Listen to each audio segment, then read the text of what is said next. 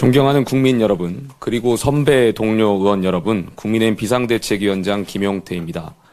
저는 오늘 헌법과 법치주의의 근간이 흔들리는 심각한 현실에 대해 말씀드리려 합니다. 지금 이 순간 대한민국 사법부가 권력의 입김 앞에 흔들리는 정의의 저울이 되고 있습니다. 서울고등법원이 이재명 대통령의 공직선거법 위반 사건 파기환송심 1차 공판 기일을 또다시 연기했습니다. 그 이유로 든 것이 헌법 제84조 대통령의 불소추 특권이라고 합니다. 대통령이 되면 죄가 사라집니까? 헌법 84조는 면죄부가 아닙니다. 그 조항은 대통령의 국정수행을 보장하기 위한 최소한의 장치이지 이미 기소된 형사사건의 재판까지 중단하라는 것이 아닙니다. 있는 죄를 덮는 도구는 더더욱 아닙니다. 어떤 권력도 헌법 위에 설 수 없습니다. 이는 대통령이라고 해서 예외일 수 없습니다. 분노해야 할 지점은 분명합니다. 지난 5월 1일 대법원 전원합의체가 이 사건을 유죄 취지 파기환송했고 이에 따라 서울고법은 지난 15일 첫 공판을 열겠다고 밝혔습니다. 하지만 당시 이재명 후보 측은 선거운동 기간을 공평하게 보장해달라며 기일 연기를 요청했고 법원은 그 요구를 그대로 수용했습니다. 이번에 또 미뤘으니 법원 스스로 통치 권력의 눈치를 보고 있다고 자인한 것이나 다름없습니다. 물론 우리는 알고 있습니다. 대통령의 직무가 헌법상 보호를 받는다는 점을 말입니다. 하지만 오늘 서울고법의 판단은 한마디로 사법의 유예입니다. 권력의 일정에 순응한 개별재판부의 결정입니다.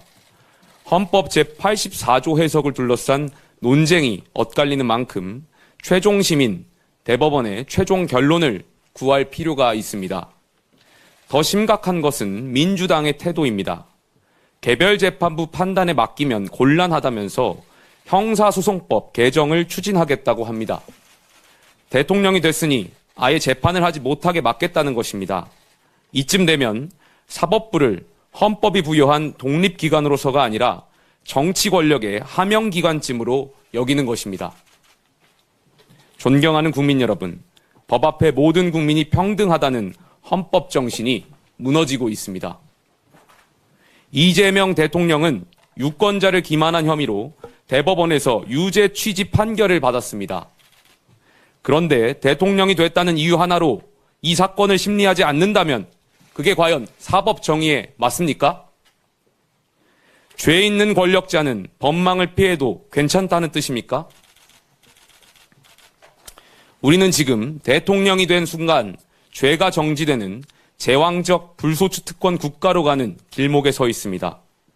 국민의힘은 침묵하지 않겠습니다. 사법부가 눈을 감는다면 우리가 국민을 대신해 부당함을 고발하겠습니다. 정의의 이름으로 맞서겠습니다. 이 자리에 함께 하신 의원 여러분들과 함께 헌법 질서를 지키기 위한 입법적, 정치적 대응에 나서겠습니다. 아울러 법원에도 촉구합니다. 더 이상 권력의 눈치를 보지 말고 정의의 눈을 바로 뜨십시오. 그렇지 않으면 이 나라는 헌법 위에 권력이 군림하고 법치 대신 눈치가 지배하는 위헌공화국이 될 것입니다. 존경하는 선배 동료 의원 여러분, 저는 어제 당 개혁 방안을 발표했습니다. 이대로 당이 무너지는 것을 젊은 정치인으로서 보고만 있을 수 없기에 국민과 당원께 책임 있는 개혁안을 말씀드렸습니다. 어제 개혁안에 대해 다양한 의견이 있고 심지어는 제 개인 신상에 대한 비난이 있다는 것도 잘 알고 있습니다. 제가 여기 계신 의원분들 중에 나이로는 막내지만 비상대책위원장이라는 지도자답게 의원님들의 다양한 생각을 품고 희망을 녹여내겠습니다. 오늘 의총에서 건설적인 논의가 이루어지길 기대합니다. 보수는 품격입니다. 품격 있게 개혁을 추진해 나가겠습니다. 감사합니다.